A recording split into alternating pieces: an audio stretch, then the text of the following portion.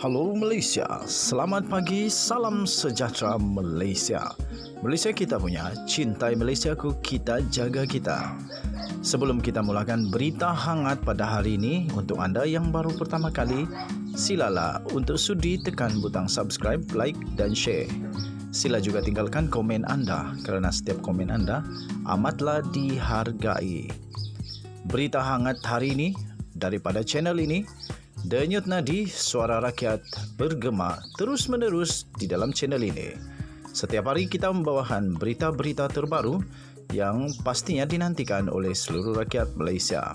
Kita akan mulakan berita kita. 1, 2, 3. Berita mula sekarang.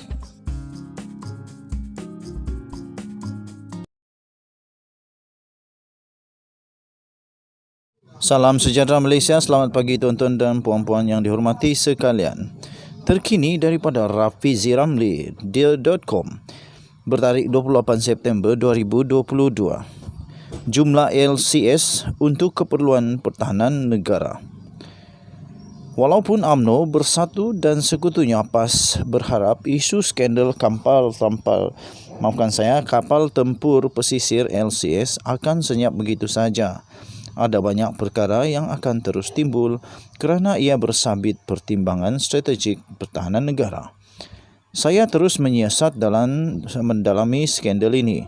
Lebih penting lagi, saya percaya kesedaran rakyat mengenai skandal ini memberi tumpuan kepada perkara-perkara strategik berhubung pertahanan negara. Sehingga ini, rakyat Malaysia masih terkeliru dengan jawapan yang bercanggah mengenai kemajuan projek LCS dan kos yang akan ditanggung oleh rakyat. Menteri Pertahanan, Datuk Seri Hishamuddin Tun Hussein memberi jawapan yang berbeza dari Panglima Angkatan Tentera Jeneral Tan Sri Effendi Buang. Laporan-laporan media memetik Hishamuddin menyatakan bahawa kapal LCS pertama akan mula beroperasi dalam 1 atau 2 tahun dari sekarang. Seperti jawapannya di Dewan Negara pada 8 Ogos 2022. Ini bermakna penyerahan kapal LCS pertama dijangka dalam tahun 2023 atau 2024. Kenyataan ini bercanggah dengan tarikh penyerahan yang dinyatakan oleh Panglima Angkatan Tentera Jeneral Tan Sri Effendi Buang dalam satu temu pada 13 September 2022 bersempena Hari Angkatan Tentera. Menurut beliau, jadual penyerahan kapal LCS adalah seperti berikut. Kapal pertama, Januari 2026. Kapal kedua, September 2026. Kapal ketiga, Mei 2027. Dan kapal keempat, Januari 2028. Dan kapal kelima, September 2028. Maklumat-maklumat yang bercanggah di antara Menteri Pertahanan dan Angkatan Tentera Malaysia menimbulkan beberapa persoalan besar yang belum dijawab oleh Hishamuddin Tun Hussein. Pandangan individu-individu yang terbabit dengan projek LCS yang disampaikan kepada saya sebelum ini merumus beberapa perkara yang wajar dibawa kepada perhatian rakyat. Dengan jumlah yang telah dibelanjakan iaitu melebihi RM6 bilion dari kos keseluruhan RM9 bilion yang diperuntukkan berbanding kemajuan projek setakat ini, bagi peruntukan adalah tidak mencukupi untuk menyiapkan kapal-kapal ini. Berdasarkan pengumuman Hishamuddin sebelum ini, yang kos keseluruhan LCS akan mencecah RM11 bilion, mereka menganggarkan hanya 2 kapal LCS yang boleh disiapkan dengan jumlah tersebut. Sebab itu saya menyeru supaya Hishamuddin menjelaskan kepada rakyat beberapa soalan penting mengenai projek LCS setakat ini. Nombor 1, berapa jumlah sebenar kapal LCS yang dibina di bawah kontrak Boasted Naval Shipyard BNS yang akan disiapkan dan diserahkan kepada Tentera Laut Diraja Malaysia. Nombor 2, berapa kos keseluruhan sebenar yang akan dibelanjakan oleh kerajaan untuk menyiapkan sejumlah kapal LCS itu. Nombor 3, apakah jadual penyerahan sebenar kapal-kapal ini kepada Tentera Laut Diraja Malaysia? Perkara ini penting kerana kelewatan projek LCS sekarang sudah pun meletakkan tentera kita di belakang negara-negara serantau.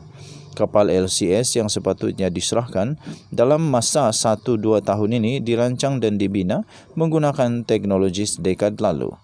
Adalah tidak masuk akal untuk meneruskan kontrak sedia Ada dengan BNS yang menggunakan spesifikasi 10 tahun lalu pada kos yang berkali ganda, kerana itu akan terus meminggirkan keupayaan pertahanan kita berbanding dengan negara serantau. Kita sewajarnya membina keupayaan pertahanan yang setanding dengan negara serantau seperti Indonesia. Semakan menunjukkan Tentera Nasional Indonesia TNI mempunyai pelan jangka panjang memodenkan armada tentera lautnya.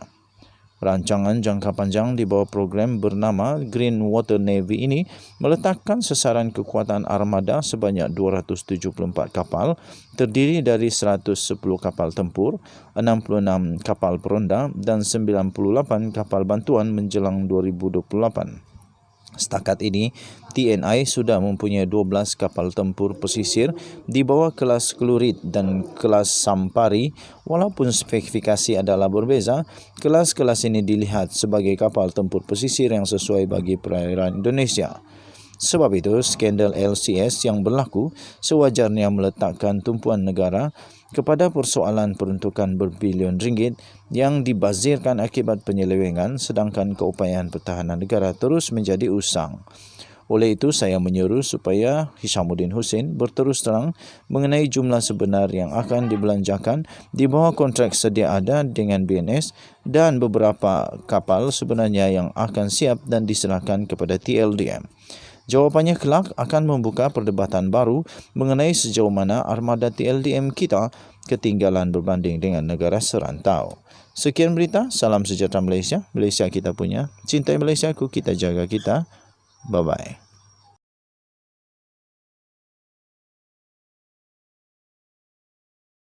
Salam sejahtera Malaysia.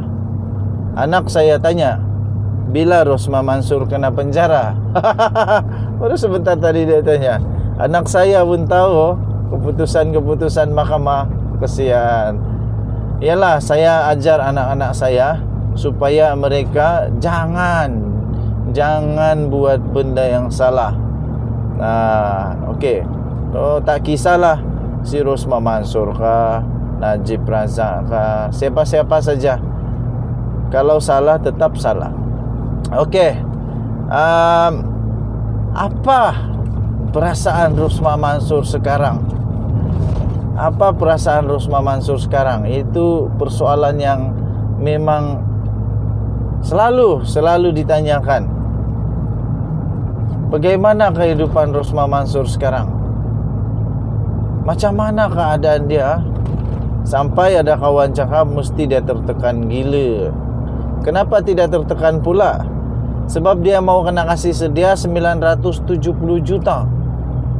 Kalau tidak, dia akan merengkok di penjara sampai habis hayat dia.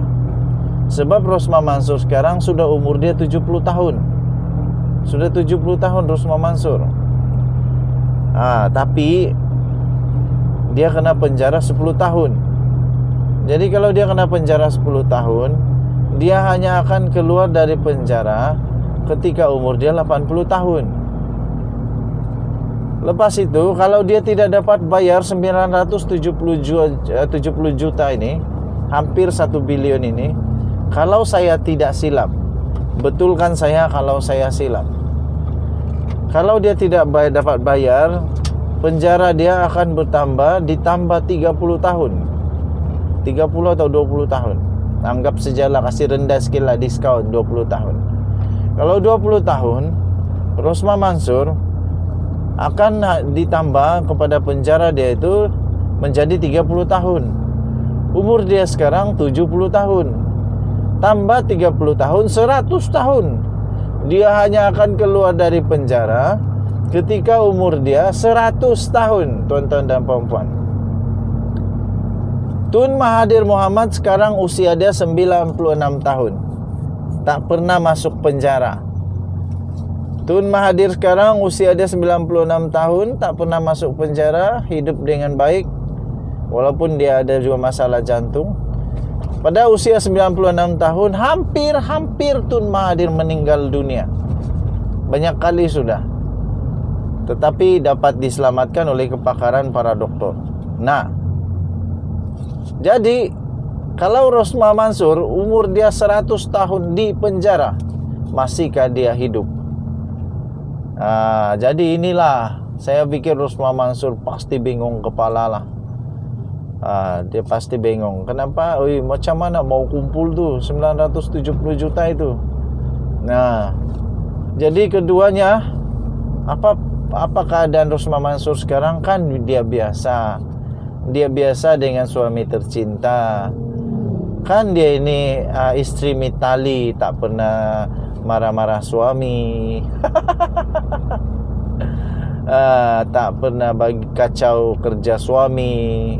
Itu yang dia mengaku kan. Dia tak pernah kacau kerja suami dia sebagai Perdana Menteri.